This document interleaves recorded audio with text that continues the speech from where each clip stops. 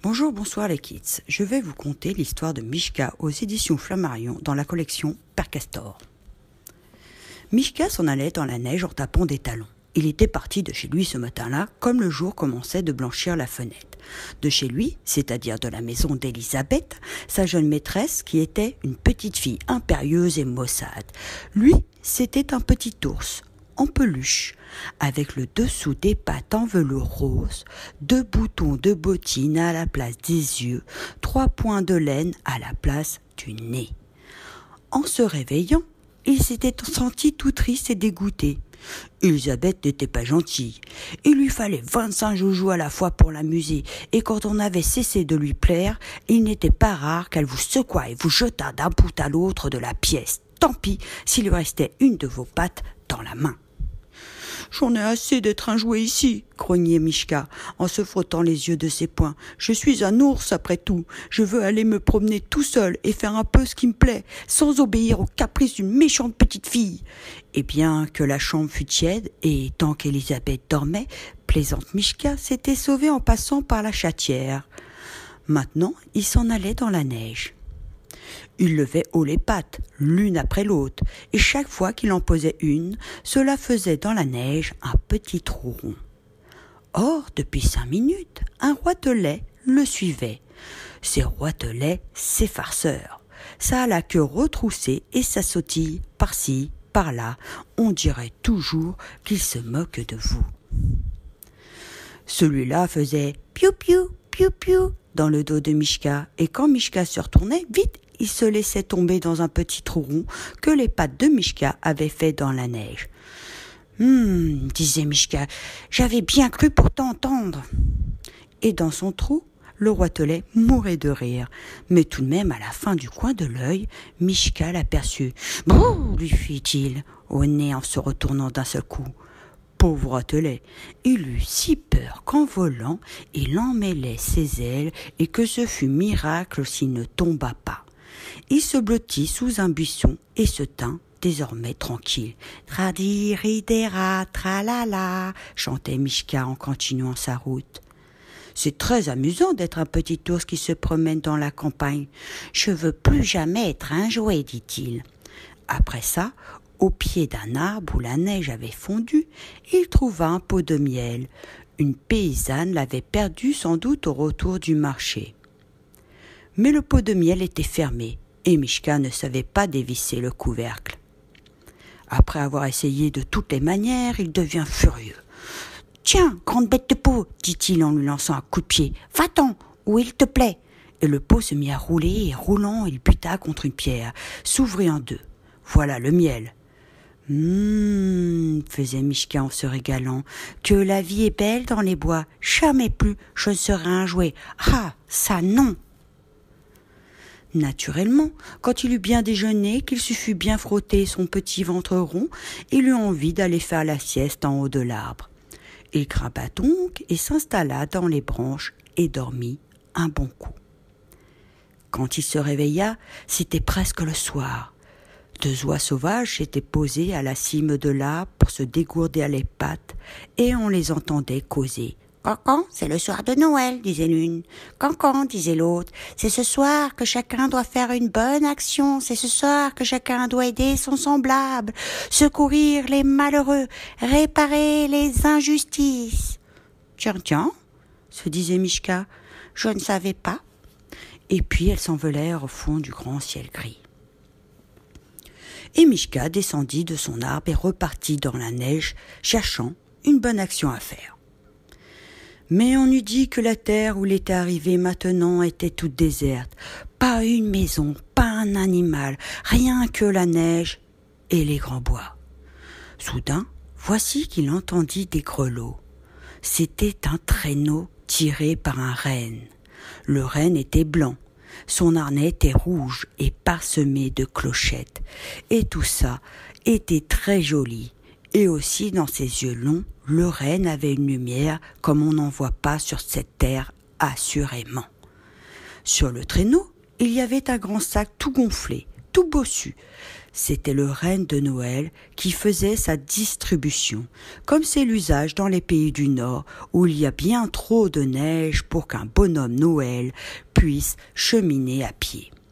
« Grimpe vite !» dit le renne à Mishka, « tu m'aideras !» Oh, ça, c'était amusant. Le traîneau volait sur la neige. La nuit était venue, mais il y avait tant d'étoiles au ciel qu'on y voyait comme en plein jour. À chaque village, à chaque maison, le renne s'arrêtait. Et Mishka, entrant à pas de loup, mettait dans la cheminée un chemin de fer, un pantin, une trompette, tout ce qui lui tombait sous la main en fouillant dans le grand sac. Mishka s'amusait comme un fou. S'il était resté sage, petit joujou, dans la maison d'Élisabeth, aurait-il jamais connu une nuit pareille ? De temps en temps, cependant, il pensait « Et ma bonne action dans tout ça ?» Alors, on arriva à la dernière maison. C'était une cabane misérable, à la lisière d'un bois. Mishka fourra la main dans le grand sac, tourna, fouilla, et il n'y avait plus rien. « Reine, reine, il n'y a plus rien dans ton sac. »« Oh, gémit le renne. Dans cette cabane, il y avait un petit garçon malade. Demain matin, en s'éveillant, verrait-il ses bottes vides devant la cheminée ? » Le renne regardait Mishka de ses beaux yeux profonds. Alors Mishka fit un soupir, embrassa d'un coup d'œil la campagne où il faisait si bon se promener tout seul, et haussant les épaules, levant bien haut ses pattes, une, deux,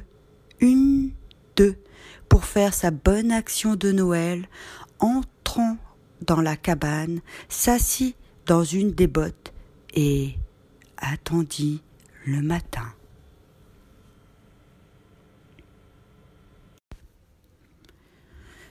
Partie 2. Maintenant que tu as bien écouté l'histoire, je vais te poser 10 petites questions. Essaie d'y répondre. Si tu ne sais pas, ce n'est pas grave. En ce cas, tu peux demander l'aide d'un adulte. Et si personne ne sait, on écoute ensemble la partie 3. Bon jeu. Première question. Comment s'appelle la jeune maîtresse de Mishka ? Deuxième question. Pourquoi Mishka veut quitter la petite fille ? Troisième question. Qu'est-ce qu'un roi de lait ? Quatrième question. Que trouve Mishka au pied d'un arbre ? Cinquième question. Quel jour sommes-nous dans cette histoire ? Sixième question. C'est quoi une bonne action ?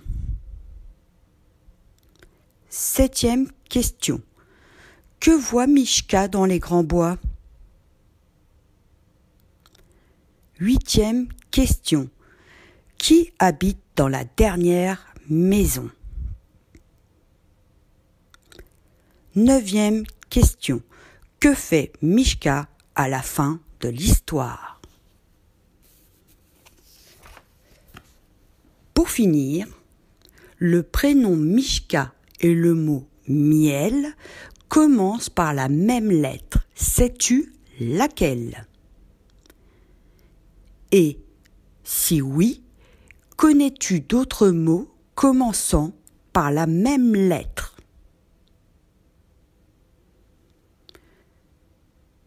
Pour t'amuser, tu peux essayer de faire un dessin de petit ours ressemblant ou pas à Mishka, ou avec l'aide d'un adulte, faire un petit ours en pâte à modeler.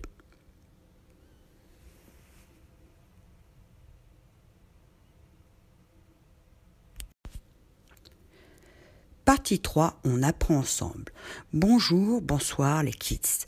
Tu as répondu seul ou avec un adulte aux questions. Si ce n'est pas le cas, ce n'est pas grave. On est là pour apprendre ensemble avec ces 10 petites réponses. Première question, comment s'appelle la jeune maîtresse de Mishka ? C'était Élisabeth. Deuxième question, Pourquoi Mishka veut quitter la petite fille? Parce qu'Elisabeth n'est pas gentille. Troisième question. Qu'est-ce qu'un roitelet? C'est un oiseau. Quatrième question.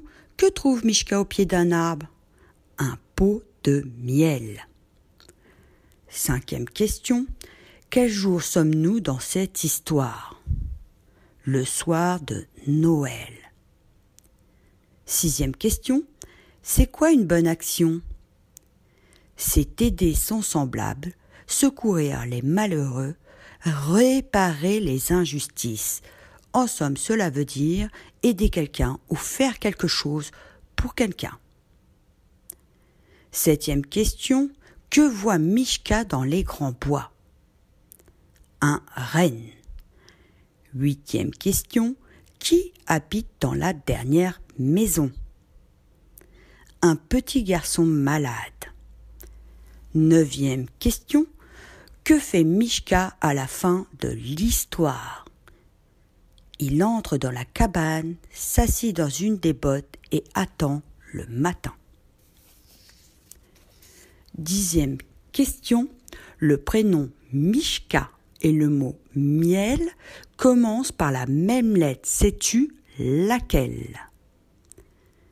C'est la lettre M. Et connais-tu d'autres mots commençant par la même lettre? La plus simple était évidemment maman. Mais il y a aussi mamie, mauve, maîtresse, moustache, mousse, et je te laisse continuer, ainsi que l'adulte ou pas qui est avec toi. Aux petits, moyens et grands, merci d'avoir joué avec moi. On se retrouve très bientôt pour de nouvelles aventures.